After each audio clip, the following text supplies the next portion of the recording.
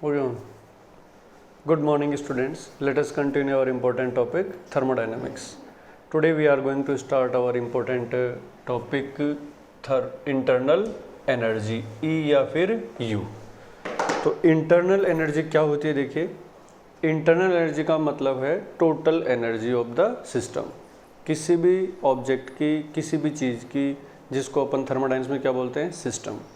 तो सिस्टम की total energy जो भी होती होगी उसे अपन क्या बोलते हैं? Internal energy. What is internal energy? Total energy of the system. Finish.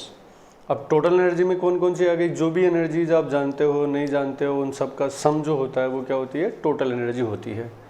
तो किसी भी सिस्टम की कौन कौन सी एनर्जीज हो सकती है उनका आइडिया, जो नॉन एनर्जीज उसमें जैसे पोटेंशियल एनर्जी हुआ, काइनेटिक एनर्जी हुआ, बॉन्डिंग एनर्जी हुआ, न्यूक्लियर एनर्जी हुआ, और भी दो चार नाम जो आप लोग जानते हो वो, और साथ में ऐसे कई अननोन एनर्जीज भी हो सकती है जिनके नाम भी पता नहीं है, तो वैल्यू तो बहुत दूर है. तो ओवरऑल हम क्या बोल सकते हैं? Internal energy E is nothing but sum of all types of energies. यही टोटल एनर्जी होती है. अब इसमें ऑल टाइप ऑफ एनर्जीज में कौन कौन सी एनर्जीज आ सकती है? Kinetic energy, potential energy, bonding energy, nuclear और जो भी तुम जानते हो वो, plus unknown.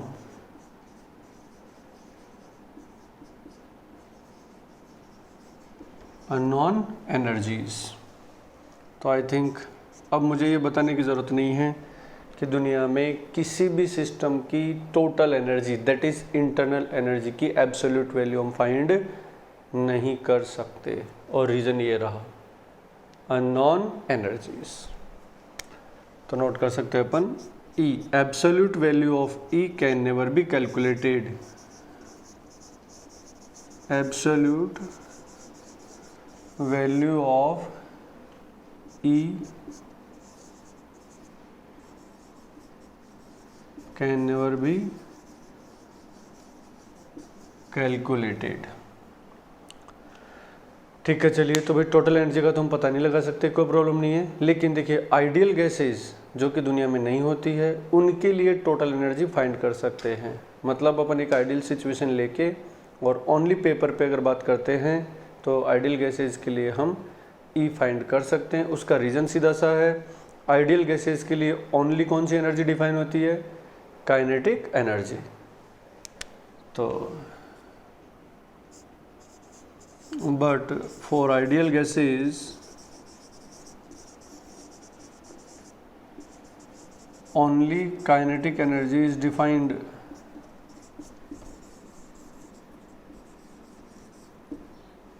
which is the function of temperature only.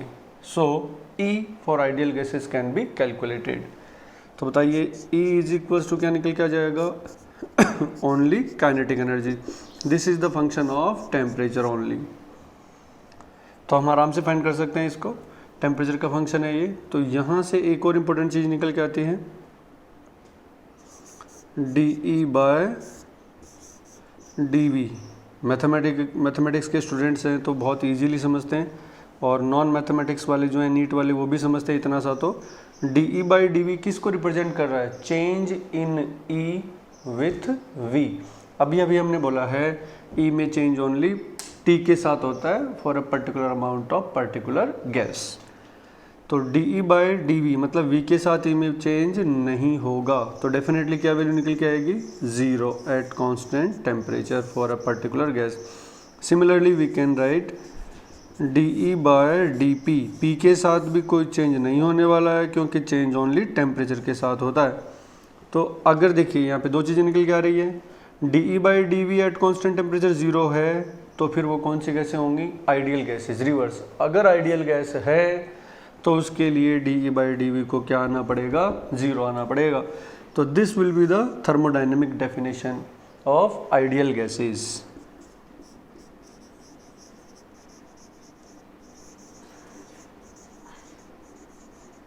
thermodynamic definition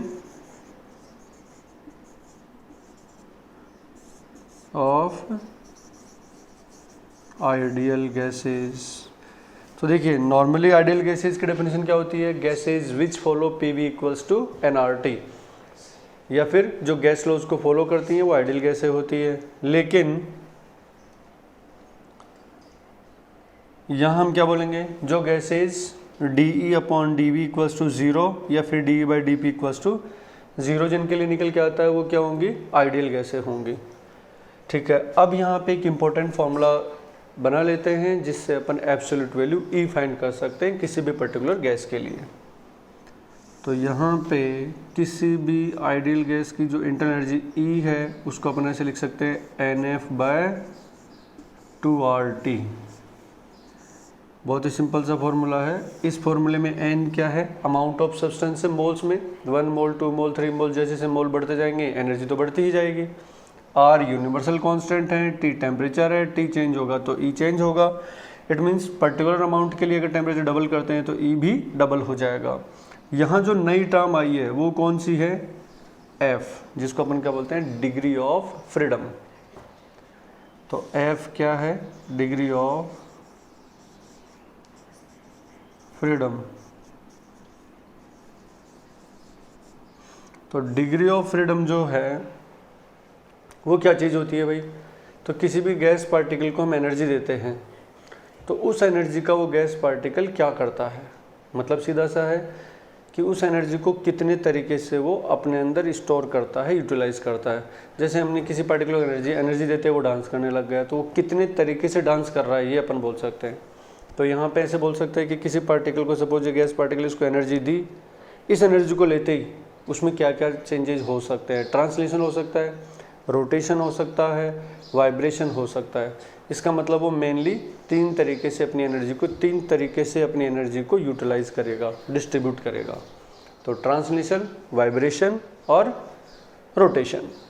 तो F क्या है, number of ways in which energy is stored by the particle. और F जो होता है वो F ट्रांसलेशनल, F रोटेशनल और F वाइब्रेशनल, इन तीनों का सम होता है। ये वाला जो चीज़ होता है ये ऑलवेज 3 ही होगा, एक्स एक्सिस, वाई एक्सिस और जेड एक्सिस में 3 से ज़्यादा नहीं होने वाले हैं। ये जो है 0 हो सकता है, 2 हो सकता है, 3 हो सकता है। फॉर एग्जांपल स्फेरिकल पार्टिकल के रोटेशन से क्या होगा, पोजीशन चेंज ही नहीं होगी पार्टिकल की। लीनियर पार्टिकल एक एक्सिस के अलोंग तो खुद ही आ जाएगा, तो जिस एक्सिस में वो आ जाएगा उसके अलोंग रोटेशन से कोई डिफरेंस नहीं आने वाला है। तो वो कितने एक्सिस के अलोंग रोटेशन कर पाएगा, 2 के अलोंग, एक में तो खुद आ जाएगा, 2 बचेगी।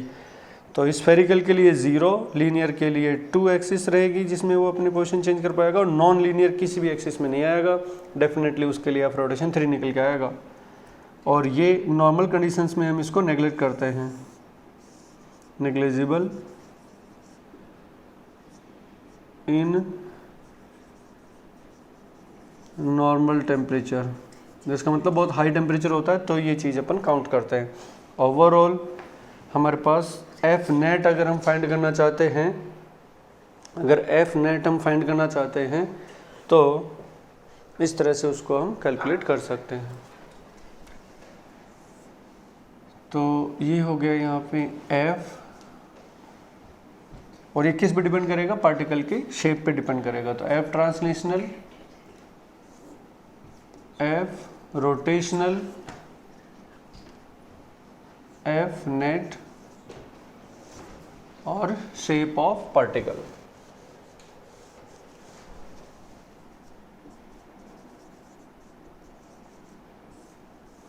और स्फेरिकल है, स्फेरिकल हमने पहले कहा था स्फेरिकल हो चाहे कोई सा भी हो, ये तो 3 होना है, ये 0 हो जाएगा, तो सम कितना हो जाएगा 3। स्फेरिकल में मोनोएटॉमिक गैसेज आ जाएगी, जैसे हीलियम है, नियॉन है एंड मैनी मोर। दूसरा लीनियर,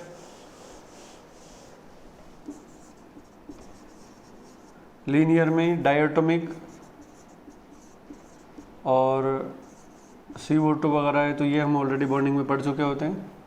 ये ऑलवेज 3 रहना है, लीनियर में एक एक्सिस में खुद आ जाएगा तो ये 2 रहेगा, टोटल 5 हो जाएगा। और last one non linear, non linear में 3, 3, 6, example SO2 O3 H2O and many more. तो भाई F बहुत ही सिंपल सा मैटर है, बहुत ज़्यादा कुछ दिमाग लगाने की जरूरत नहीं है और पता होना चाहिए सबका। तो F का सीधा सीधा हिसाब है पार्टिकल की शेप प्रेडिक्ट कीजिए। स्फेरिकल है तो 3, लीनियर है तो 5, नॉन लीनियर तो 6, और अगर हाई टेम्परेचर है तो 3 plus something, 5 plus something, 6 plus something. यहाँ तो वाइब्रेशन होंगे नहीं, तो ये जो F5 और 6 है ये अगर हाई टेम्परेचर होता है तो वाइब्रेशन भी इंक्लूड हो जाएगा, बट कितना होगा इसे हमें मतलब नहीं है। ठीक है, इसके बाद अब अपन इसमें चेंज की बात कर लेते हैं कि किसी पर्टिकुलर गैस के लिए टेम्परेचर को चेंज करें तो E में कितना चेंज होगा, तो डेल्टा E। पहले लेते हैं डी इज इक्वल्स टू क्या निकल के आ जाएगा, NF/2R dt। टी में चेंज किया, ई में चेंज हो गया। नेट चेंज की बात करें तो delta is equals to NF/2R delta T. तो ये एक इंपॉर्टेंट फॉर्मूला हमारे निकल के आ गया कि चेंज इन इंटरनल एनर्जी को हम ऐसे फाइंड कर सकते हैं, बट यहाँ पे एक इंपॉर्टेंट लिमिटेशन है, ये ओनली आइडियल गैसेस के लिए है, हर किसी के लिए नहीं होता है, ओनली फॉर आइडियल गैसेस।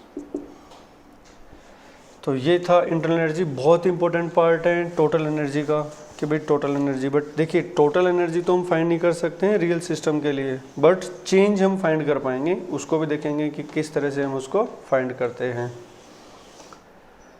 तो एक बार मैं रिवाइज करवा देता हूँ, किसी भी सिस्टम की टोटल एनर्जी होती है उसे हम इंटरनल एनर्जी बोलते हैं। इसके एब्सोल्यूट वैल्यू फाइंड नहीं कर सकते, लेकिन उसमें जो चेंज आएगा वो फाइंड कर सकते हैं। क्यों?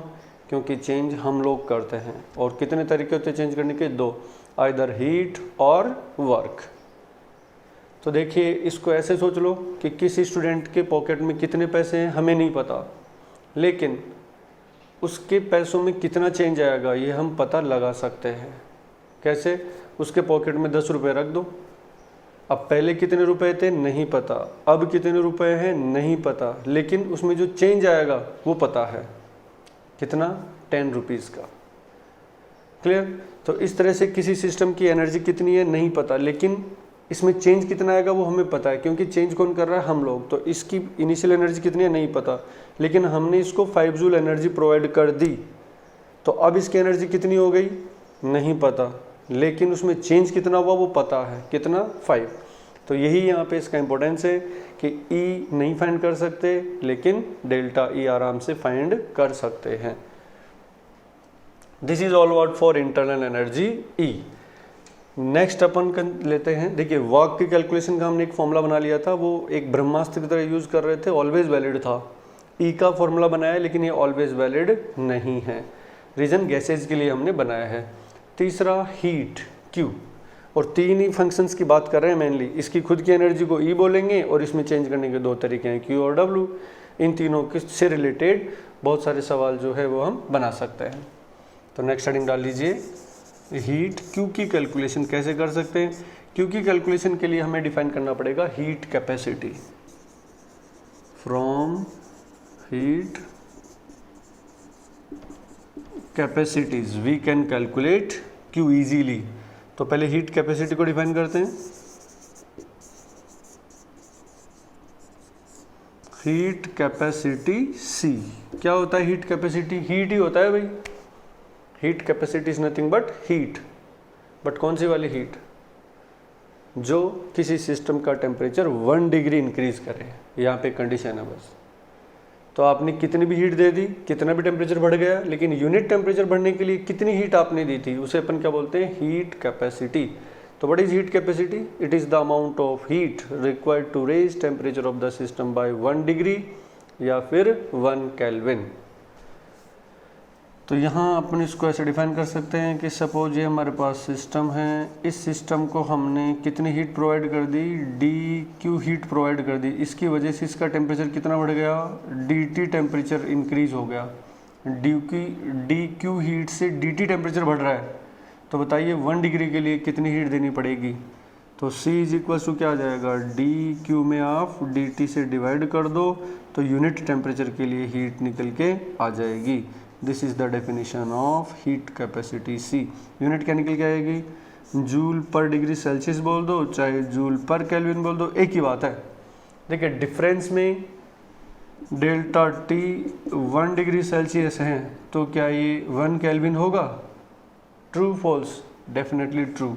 डिफरेंस है ये, देखिए T1 मान लेते हैं 10 डिग्री है तो उधर केल्विन में कितना होगा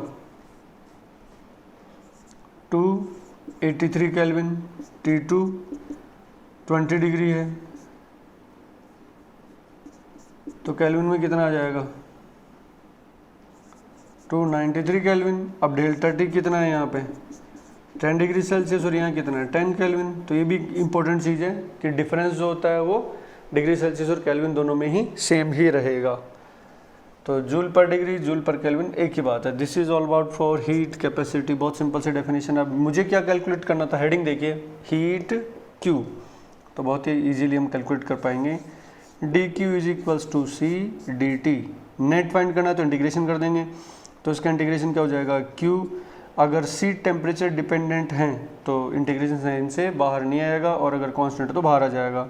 मान लेते हैं कांस्टेंट हैं तो सी डेल्टा टी, ये क्यू का फॉर्मूला हो जाएगा।